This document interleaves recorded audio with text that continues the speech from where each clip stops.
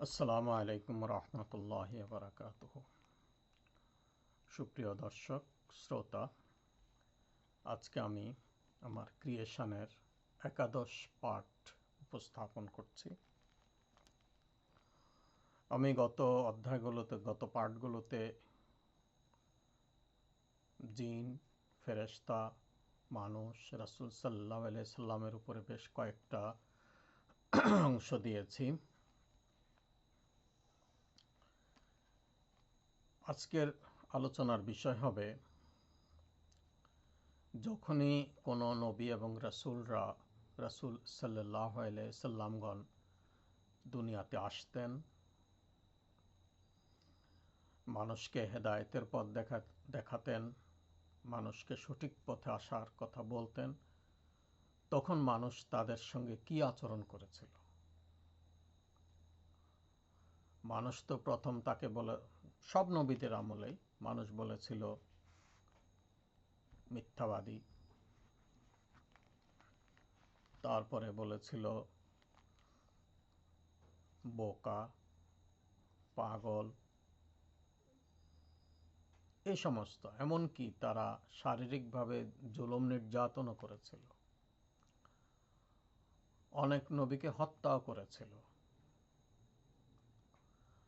অনেক নবী রাসূলকে নিজের ভূমি থেকে, দেশ থেকে বিতাড়িত করে দিয়েছিল। এরপরও সকল যুগে, সকল সময়ে আল্লাহ রাব্বুল আলামিনের পাঠানো এইসব নবী রাসূলরা সফল হয়েছেন এবং আল্লাহ রাব্বুল আলামিনের ইচ্ছায় তারা মর্যাদা পেয়েছেন। তাদের যেই দাওয়াত আল্লাহর পক্ষ থেকে, তাদের যে দাওয়াতের নির্দেশ দেওয়া হয়েছে, সেই দাওয়াত তারা যথাযথ পালন করেছেন। এই তো হলো নবী আলাইহিস সালামদের জীবদ্দশায়, মানে দুনিয়ায় থাকাকালীন অবস্থায় তাদের সঙ্গে যে সমস্ত অত্যাচার করা হয়েছে, তাদের উপর অত্যাচার করা হয়েছে দুইভাবে। প্রথম হলো জীবিত অবস্থায়, জীবদ্দশায়। দ্বিতীয় ধাপে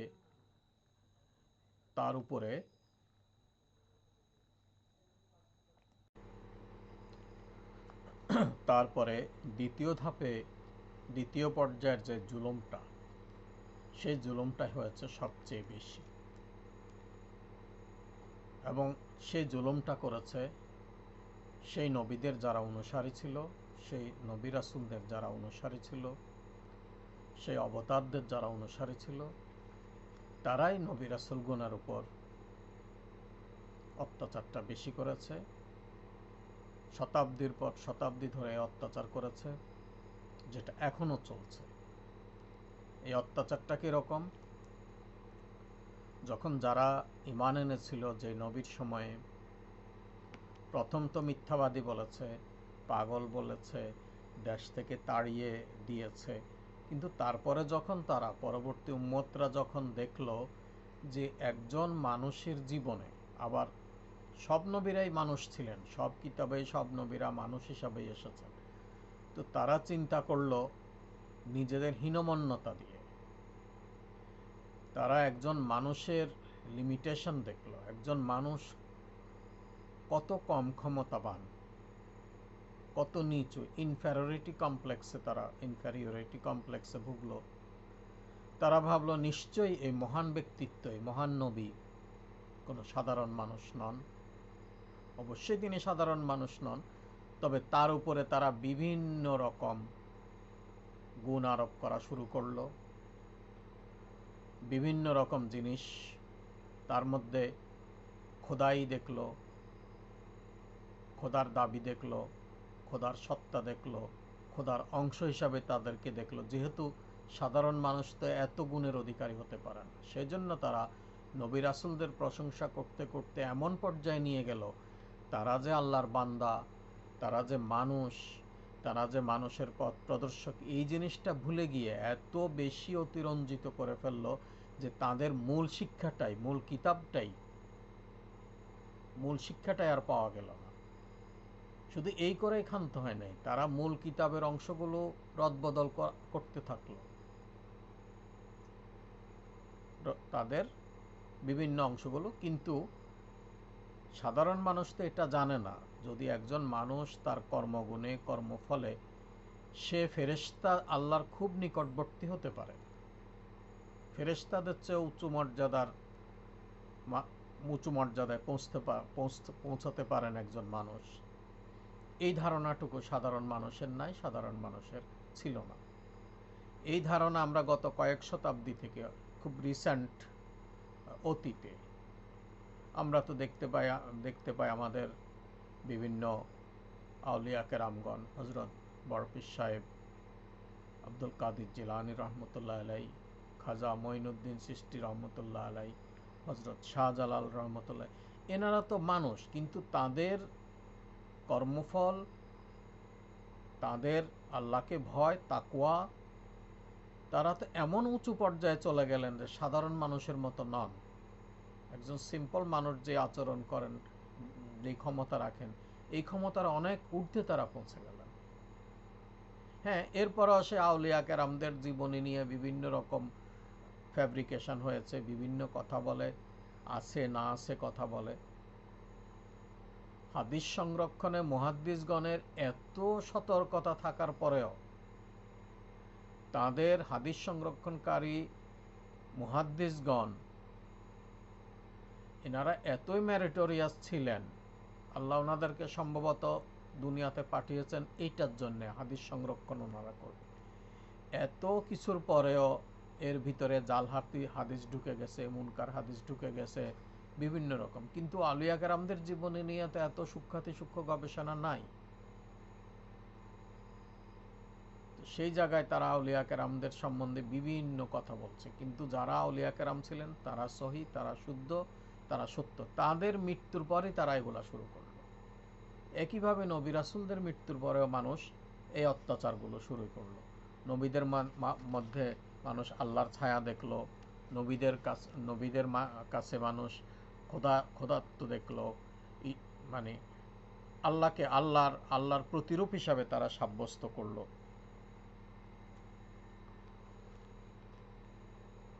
শুধু এই করেই ক্ষান্ত হয়নি।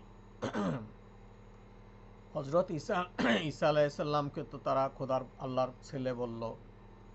ইহুদিরা, এটা খ্রিস্টানরা বলে, ইহুদিরা উজাইর আলাইহিস সালামকে আল্লাহর ছেলে বলে।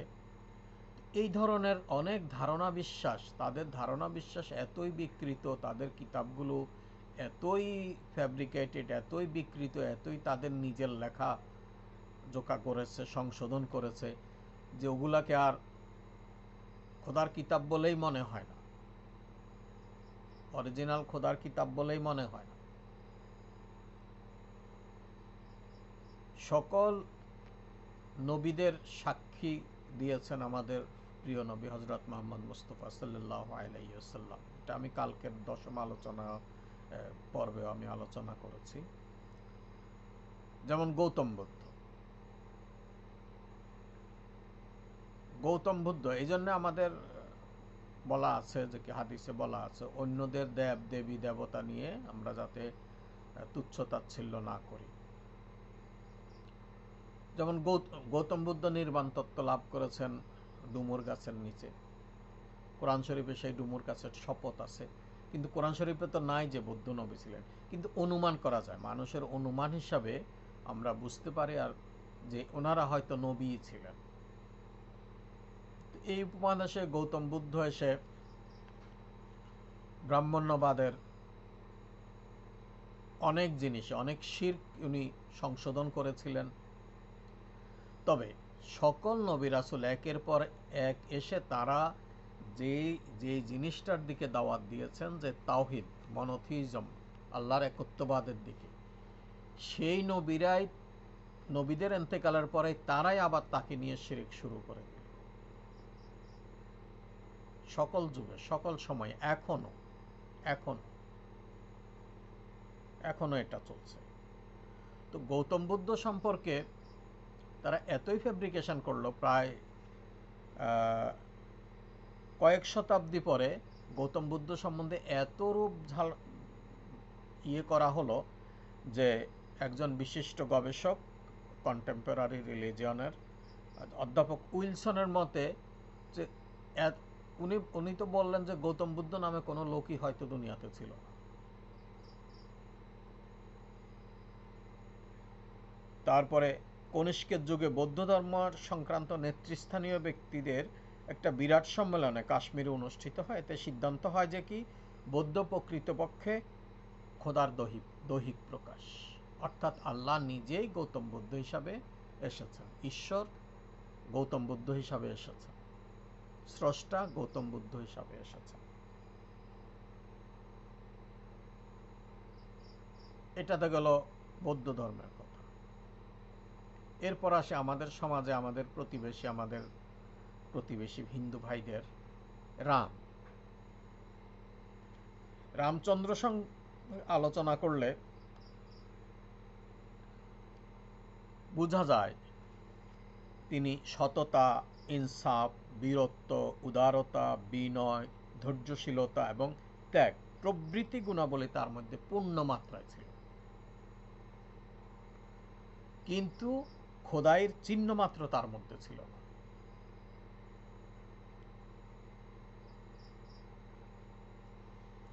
কিন্তু এই রামচন্দ্রের মৃত্যুর পর কিছুদিন পরে তাদের ধারণা জন্মালো, যেহেতু একজন মানুষের মধ্যে এতগুলো গুণ থাকা অবিশ্বাস্য, তারা তার মধ্যে রামচন্দ্রের মধ্যে বিষ্ণুর রূপ দেখলেন। হিন্দু ধর্ম মতে বিষ্ণু হলো স্রষ্টা, তিনি সবকিছু নিয়ন্ত্রণ করেন। বিষ্ণু রূপে তারা ধরে নিল বিষ্ণু রূপে রামচন্দ্র দুনিয়াতে এসেছেন, অথচ তিনি ছিলেন মানুষ। হতে পারে নবী, কারণ আমরা পুরা কোরআন শরীফ তালাশ করলে 25-26 জনের বেশি নবী আমরা পাই না। তার মধ্যে লোকমান হাকিমকে আমরা নবী বলি না, উনি একজন নবুয়ত, উনি ছিলেন না। তো কিন্তু হাদিস অনুযায়ী 1,24,000 বা 3,36,000 বা অসংখ্য নবী রাসূলরা এসেছেন, সবার নাম তো আমরা কোরআন শরীফে পাই না। হতে পারে নানা নবী ছিলেন, অথবা কোনো নবীর অনুসারী ওই যুগের আউলিয়া ছিলেন।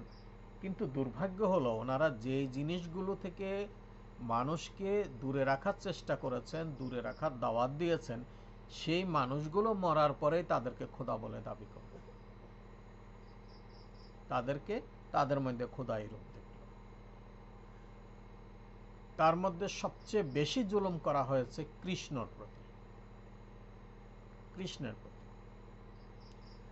কৃষ্ণকে উপনিষদে চরিত্রবান, মহৎ সব গুণে আমরা পাই, আমি এখানে গীতার কিছু শ্লোক উল্লেখ করছি। তারা এরপরে কৃষ্ণ শিক্ষা থেকে এতই দূরে চলে গেল যে তারা কৃষ্ণ সম্বন্ধে দেখেন কি বলে। কৃষ্ণ তাদের অনুযায়ী, তাদের ধর্মগ্রন্থ অনুযায়ী গীতা নবম অধ্যায় 17 থেকে 19, এখানে আমি এই জগতের পিতা মাতা বিধাতা, যা কিছু জ্ঞেয় এবং পবিত্র বস্তু তা আমি ব্রহ্মবাচক ওঙ্কার, আমি ঋক, সাম ও যজুর্বেদ, আমি প্রাণীর পরাগতি ও পরিচালক, আমি প্রভু সকল প্রাণীর নিবাস, তাদের শুভাশুভের দ্রষ্টা, আমি রক্ষক, আমি হিতকারী, আমি স্রষ্টা, আমি আধার এবং প্রলয়স্থান, আর আমি জগতের অবিনাশী কারণ। সূর্যরূপে আমি তাপ বিকিরণ করি, জল আকর্ষণ ও বর্ষণ করি, আমি দেবগণের অমৃত ও মর্ত্যগণের মৃত্যু, আমি অবিনাশী আত্মা, আমি নশ্বর। মনে করা যায় কোনো অবতার বা কোনো নবী কথা বলবেন?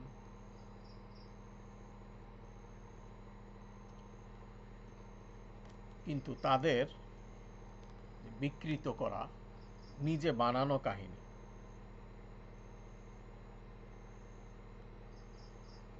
যাই হোক, এগুলো তো কৃষ্ণের প্রতি গুণ আরোপ করা হচ্ছে।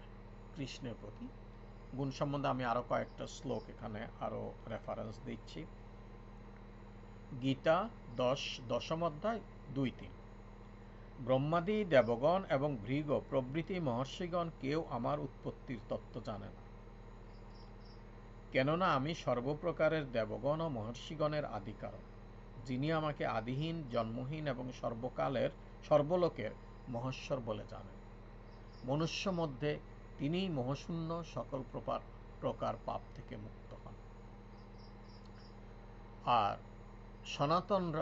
সনাতন ধর্মাবলম্বীরা গীতাকে খোদার কিতাব, আল্লাহর কিতাব বা বিষ্ণুর কিতাব বলে জানে না।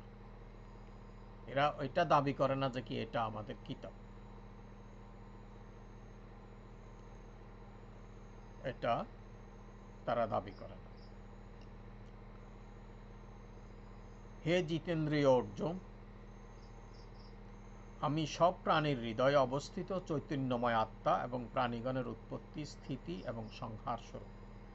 দ্বাদশ আদিত্যের মধ্যে আমি বিষ্ণু নামক আদিত্য। বিষ্ণু হল আমরা যেটাকে আল্লাহ হিসাবে জানি, তাদের মতামত অনুযায়ী বিষ্ণু। জ্যোতির্গণের মধ্যে আমি উজ্জ্বল সূর্য, ৪৯ বায়ুর মধ্যে আমি মরীচি এবং নক্ষত্রগণের মধ্যে চন্দ্র। এটা গীতা 10:20-21।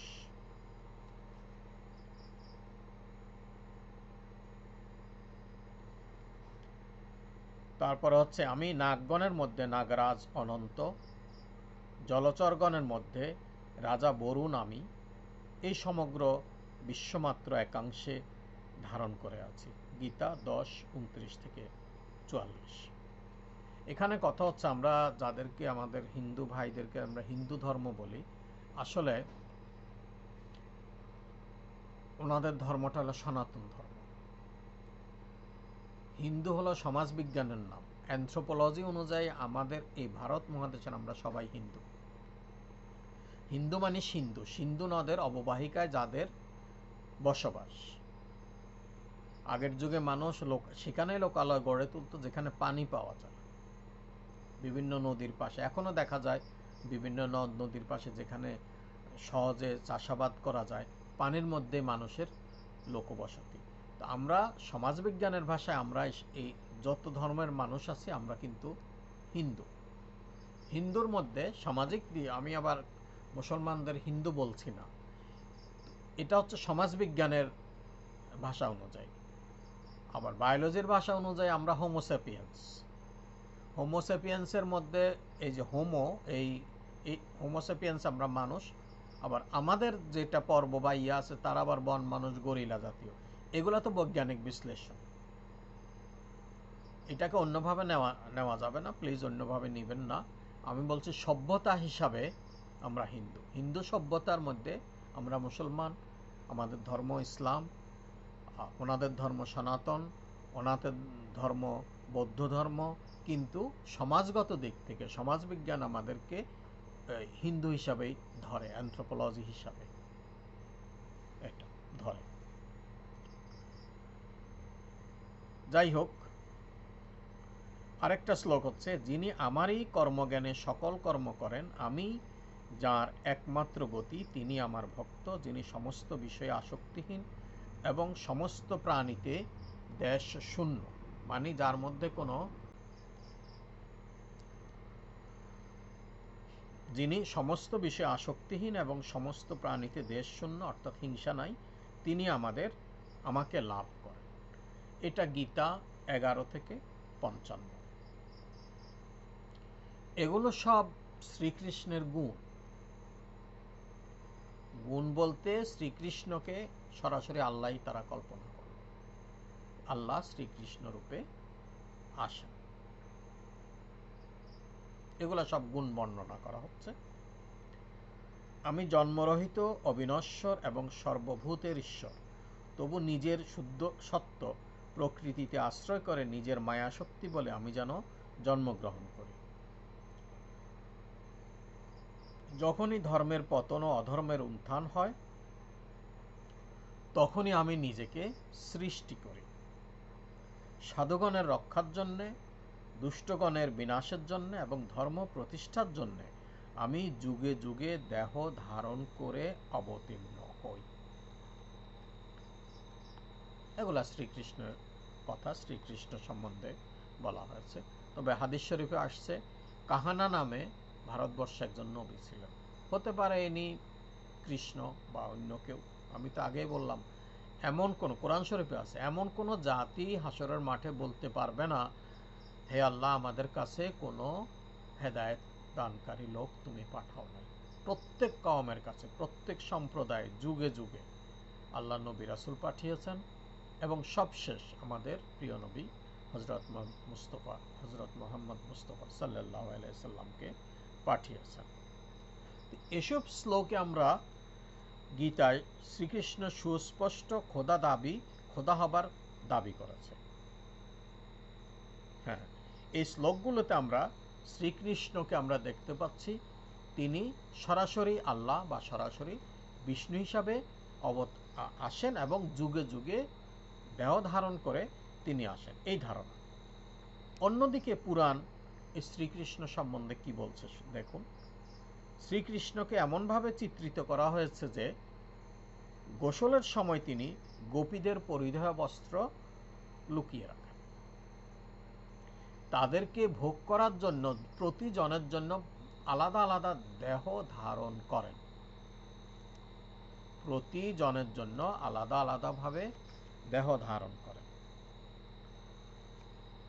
খোদা তো অবতার স্বরূপ সত্য ধর্ম প্রচারের জন্য আত্মপ্রকাশ করেন, কিন্তু এ আবার কেমন ধারণা যে ধর্মের সকল রীতিনীতি, এই কৃষ্ণ এই কথা বললে কৃষ্ণকে তো একজন ভালো মানুষ বলেই মনে হয় না, নাউজুবিল্লাহ। কিন্তু তাদের এগুলো বানানো, তৈরি করা। শ্রীকৃষ্ণ যদি নবী হয়ে থাকেন তিনি কখনোই এরকম দুশ্চরিত্রের নন। এবং যখন ভক্তরা বা যাদের মনে প্রশ্ন জাগে তারা যখন মুনি ঋষিদের আশ্রয় নেন, তখন বলে যে কি কোনো সময় অবতাররাও তার আদর্শ থেকে বিচ্যুত হন। এগুলো অবতারদের, যেহেতু তারা অবতার, যেহেতু তারা সংস্কারক, তাদের তেমন কোনো ক্ষতি হয় না। বাংলা একটা প্রবাদ আছে, দশচক্রে ভগবান ভূত।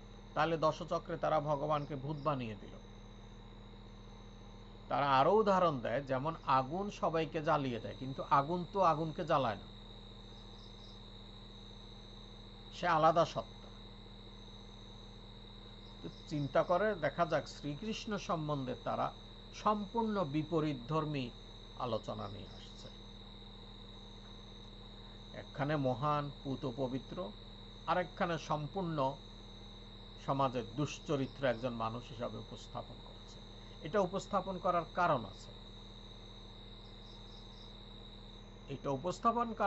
আছে, মানুষ যে সমস্ত দুশ্চরিত্র মানুষ, যে সমস্ত সমাজপতিরা, যে সমস্ত যুগে যুগে যে সমস্ত দুষ্ট লোকেরা, ধর্মের যারা পৃষ্ঠপোষক, প্রিয়েস্ট, যাজক শ্রেণী, ধর্মের প্রতিনিধি,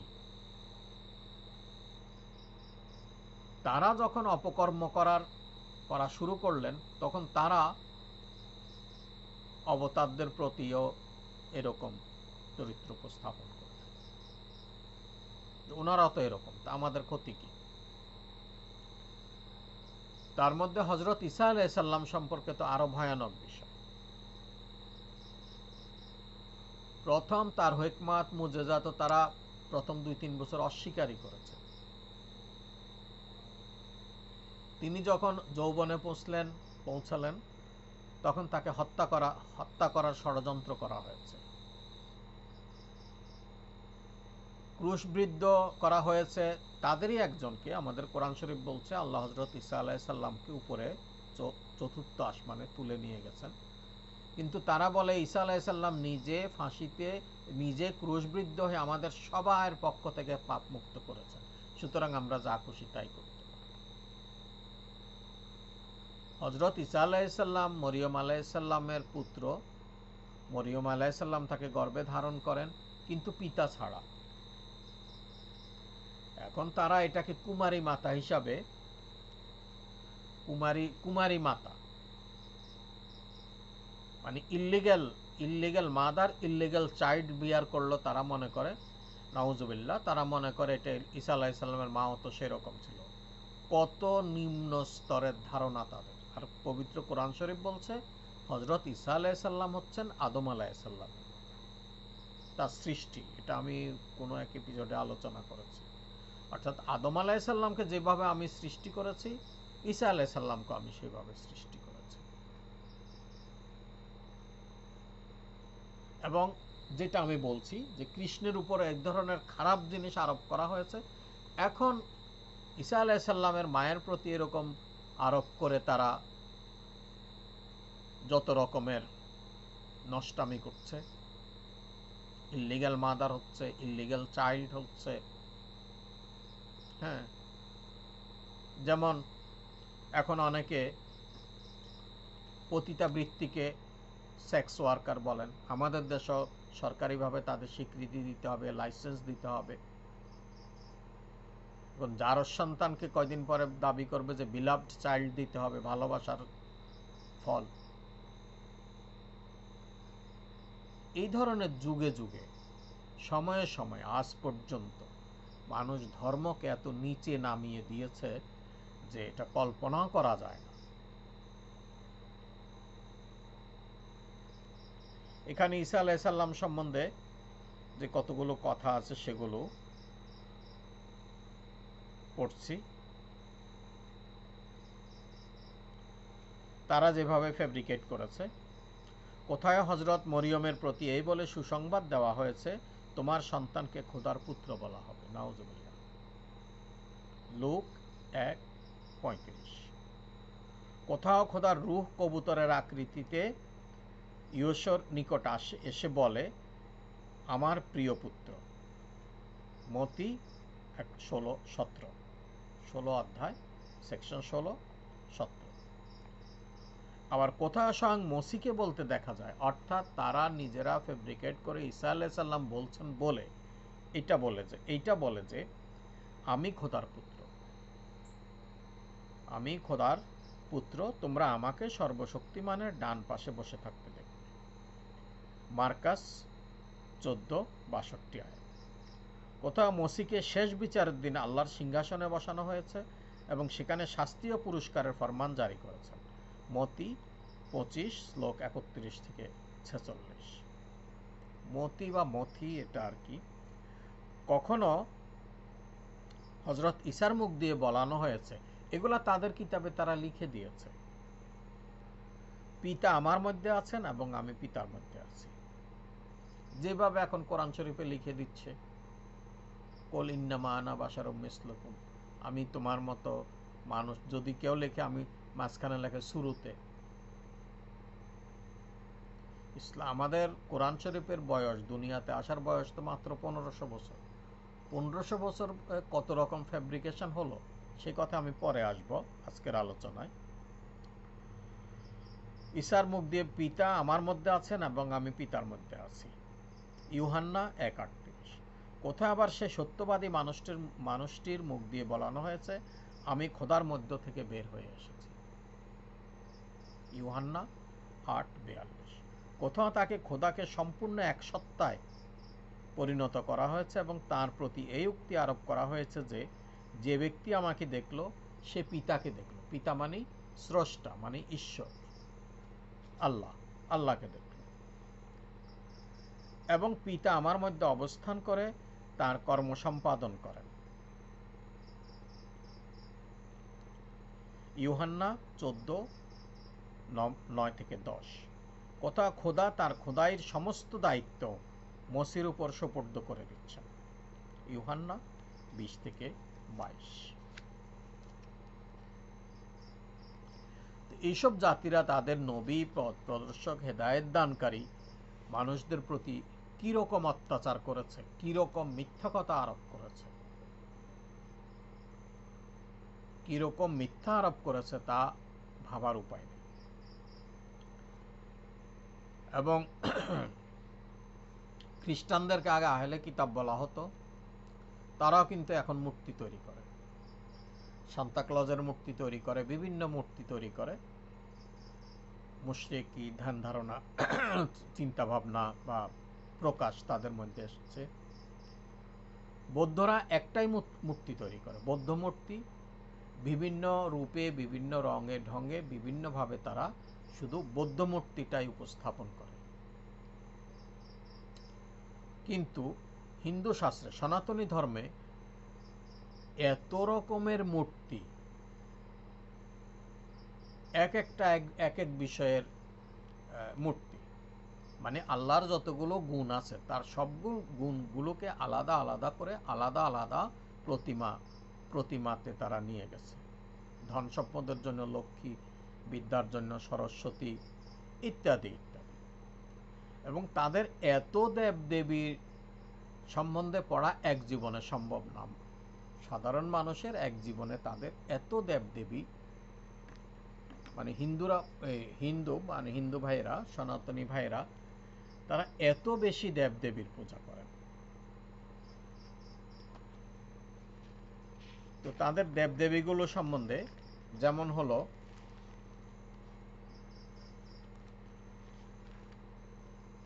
এই মূর্তি পূজা সম্বন্ধে একটু বলে নেই। মূর্তি পূজা শুরু হয়েছে হযরত নূহ আলাইহিস সালামের পরবর্তী সময়। এরা সূরা নূহ ৭১ নম্বর সূরা, সম্ভবত ৭১ নম্বর সূরা নূহ ২৩ নম্বর আয়াতে, ২৩ নম্বর বা ২২ নম্বর আয়াতে ৫টা মূর্তির কথা আছে। অর্থাৎ নূহ আলাইহিস সালামের দুনিয়া থেকে বিদায় নেওয়ার পর তাদের, তবে এই ভ্রান্ত ধারণাগুলো কিন্তু সাধারণ মানুষ তৈরি করে না, কমজোর মানুষ তৈরি করে না, যাদের সমাজে প্রতিপত্তি প্রভাব কম তারা করে না। এরা সব সময়, সব যুগের, মাওলানা মানে তো আমার অভিভাবক, অর্থাৎ মাওলানারা করে থাকে। সনাতন ধর্মে সনাতনী মাওলানারা করেছেন। মাওলানা মানে আমার অভিভাবক, অর্থাৎ অভিভাবকত্ব যারা করেন, ধর্মের অভিভাবক যারা, যাদের কাছে আমরা ধর্ম বিষয়ে জানতে চাই, পড়তে যাই, তারপরে যাদের কথা মতো আমরা আমাদের ধর্ম আচার পালন করি, এই ভ্রান্ত ধারণাগুলো তাদের মধ্য থেকে আসছে, তারাই তৈরি করছে। তখন এক শ্রেণীর আলেম নূহ আলাইহিস সালামের পরে বলতে থাকলেন যে তোমাদের এই ৫ জন তো মহান আত্মা, খুব ভালো মানুষ, তোমরা এক কাজ করো, এই ৫ জনের মূর্তি যদি ঘরে বানিয়ে রাখো তাহলে তোমরা এক আল্লাহর ইবাদত করতে তোমাদের আরো আগ্রহী হবা। এখনো বলে, এই যে পীর মুরিদ কি হাবিজাবি কতগুলো আছে, যে ধ্যানে বসে কলবের মধ্যে পীরের ছবিকে স্মরণ করতে হবে। ধ্যানে বসে, মোরাকাবায় বসে চোখ বন্ধ করে পীরের ছবিটা করতে হবে।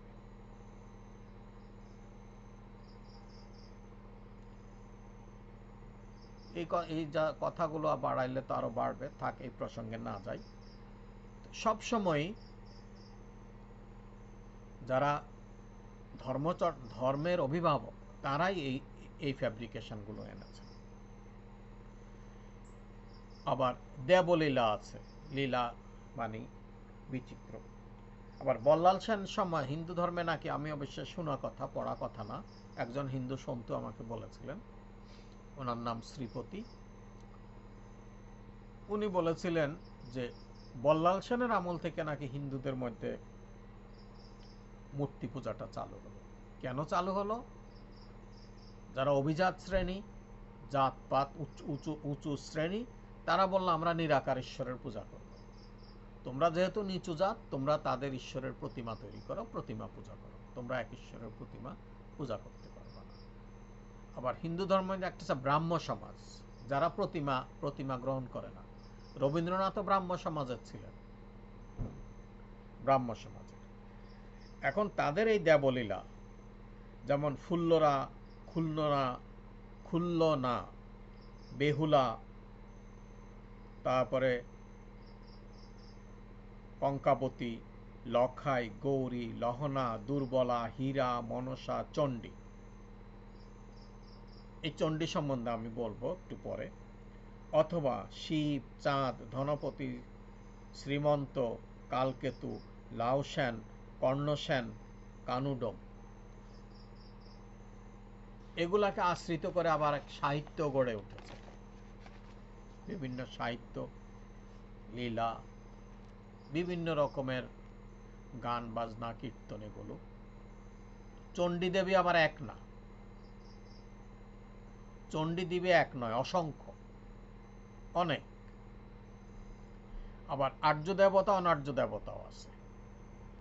আগেই বলেছি যারা আর্য মানে সম্মানী, তারা হলেন, তাদের দেবতা একরকম, আর অনার্য দেবতা তাদের দেবতা হলো এরকম, আরেক রকম।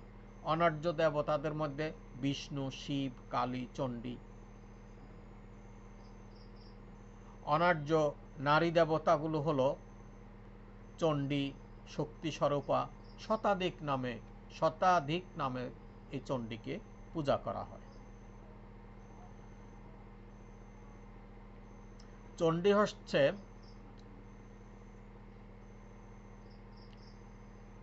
পশ্চিমবঙ্গ রাঢ় অঞ্চলের দেবতা। অন্নপূর্ণা, কমলা দুর্গা হিসাবে বাংলাদেশে দুর্গা রূপে তিনি শ্যামানন, গৌরী। আবার ব্রজতারাকে, চণ্ডীকে বৌদ্ধরা পূজা করে ব্রজতারা হিসাবে, আবার হিন্দুরা পূজা করে চণ্ডী হিসাবে। এই চণ্ডীর আবার 10 নাম: কালী, তারা, ষোড়শী, ভুবনেশ্বরী, ভৈরবী, ছিন্নমন্তা, ধূমাবতী, বগলা, মাতঙ্গী, কমলা। এরকম। তো এইভাবে তারা কল্পনা করে এইসব দেব দেবী তারা তৈরি করলো। কখনো প্রশংসায় পঞ্চমুখ, কখনো আবার নিন্দায় ঝড় তোলে। কিন্তু এই প্রসঙ্গগুলো বলা হলো আমাদের হযরত মুহাম্মদ মুস্তাফা সাল্লাল্লাহু আলাইহি সাল্লামের জীবনী নিয়ে। এখন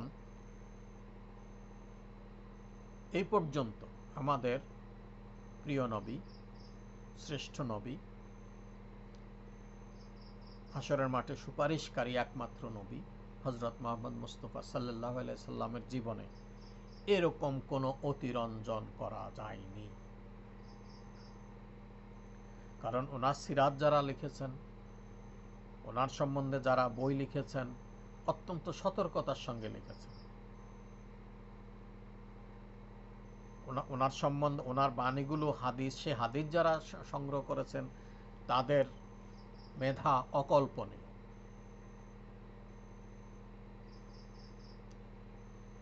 যেমন বুখারার ইমাম বুখারী রহমতুল্লাহ আলাইহিকে উনি গেলেন, 15-16 বছর বয়স।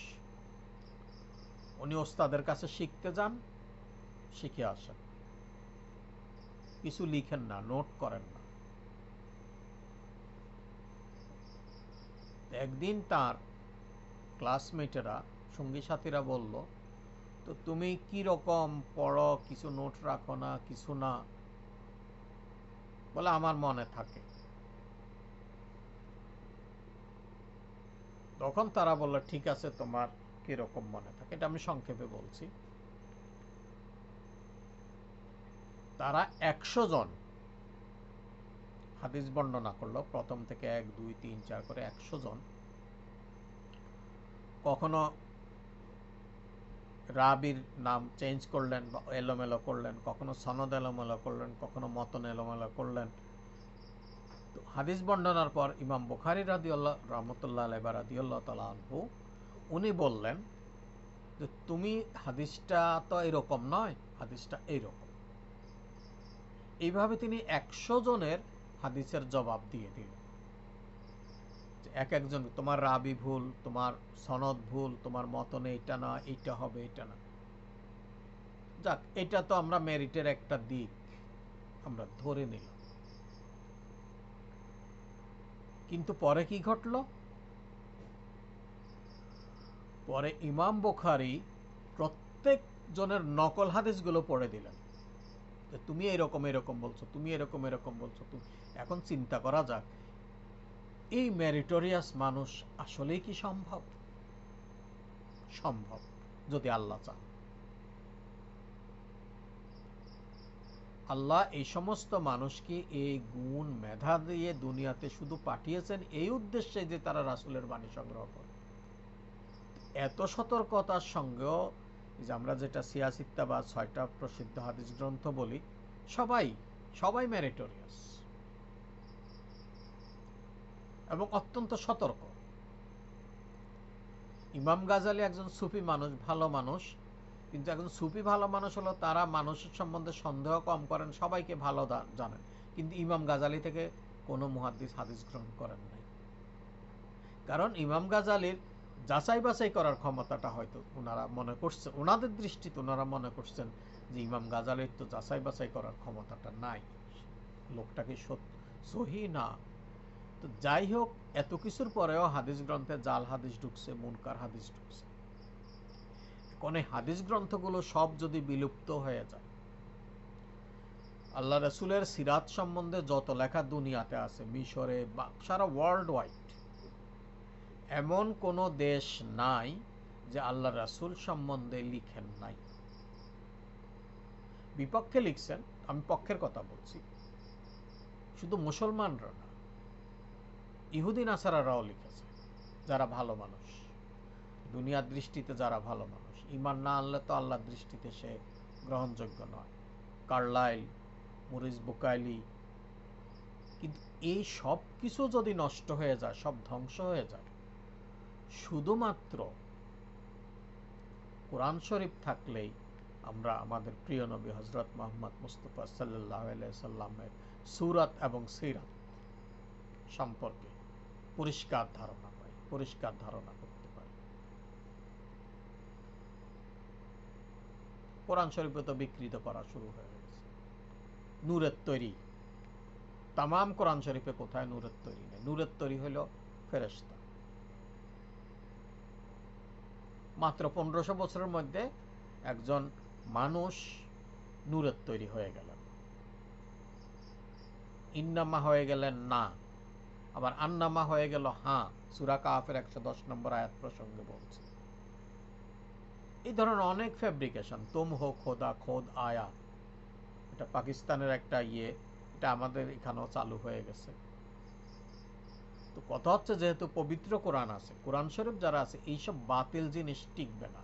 তারা বলে পায়খানা মোবারক, পেশাব মোবারক।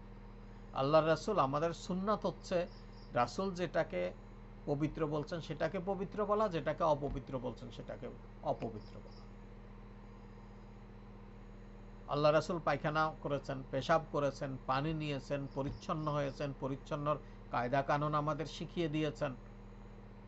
এরকম হলে তো আল্লাহ রাসূল বলতো আমার আমার আমার পায়খানা, নাউজুবিল্লাহ, আমার পায়খানা করে পানি খরচের প্রয়োজন নাই, আমার পেশাব করে পরিষ্কার হওয়ার প্রয়োজন নাই, এগুলা পাক পবিত্র, এটা আমার পেশাব মোবারক, এটা আমার পায়খানা মোবারক। আল্লাহ রাসূল কি বলছেন এগুলো? এগুলো যদি রাসূল না বলেন, তাহলে আপনি কোত্থেকে বলছেন? এই যে আমাদের রাসূলকে নিয়েই তো হয়ে যাচ্ছে ফ্যাব্রিকেশন।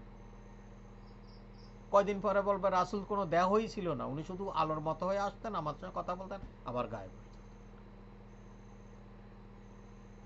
কিন্তু কথা হচ্ছে, পবিত্র কোরআনের হেফাজতকারী হচ্ছেন মহান আল্লাহ, আর আমাদের প্রিয় নবী হযরত মুহাম্মদ মুস্তাফা সাল্লাল্লাহু আলাইহি সাল্লাম হচ্ছেন শেষ নবী। তিনি সমগ্র জাতির, সমগ্র জাহানের রহমত স্বরূপ, এবং এটা আমি বিভিন্ন গত এপিসোডগুলোতে আলোচনা করেছি।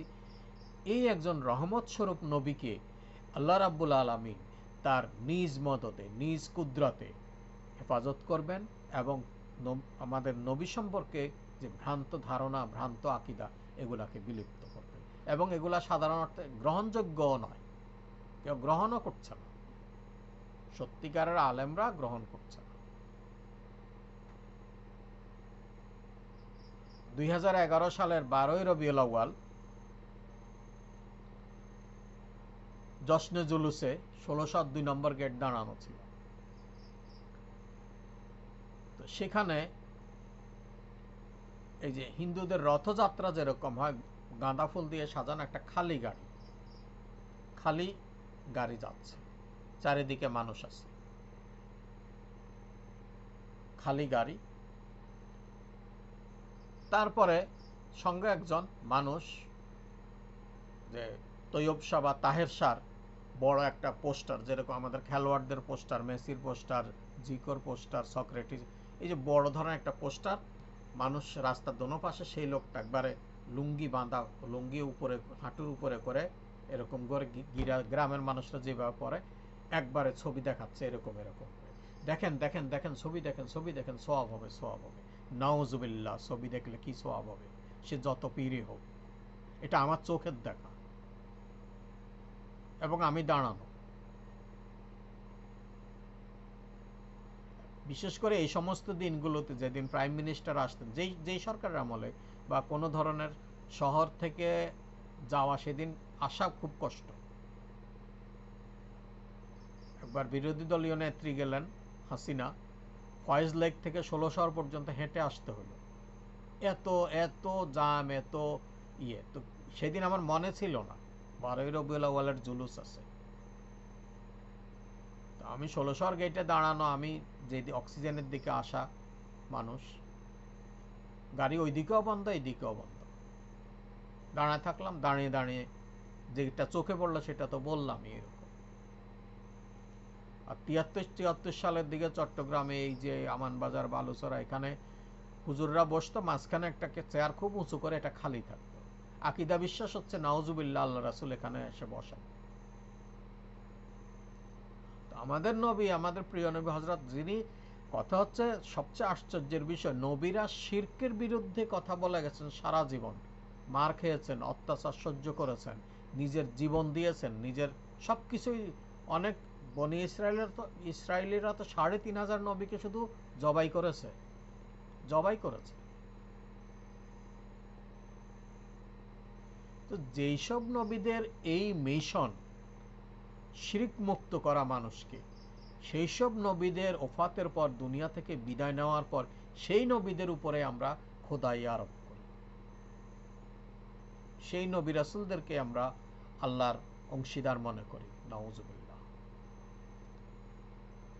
আজকের আলোচনা এই পর্যন্তই। আল্লাহ আমাদেরকে শিরক মুক্ত জীবন যাপন করার তৌফিক দিন। আসসালামু আলাইকুম ওয়া মা তৌফিকি ইল্লা বিল্লাহ।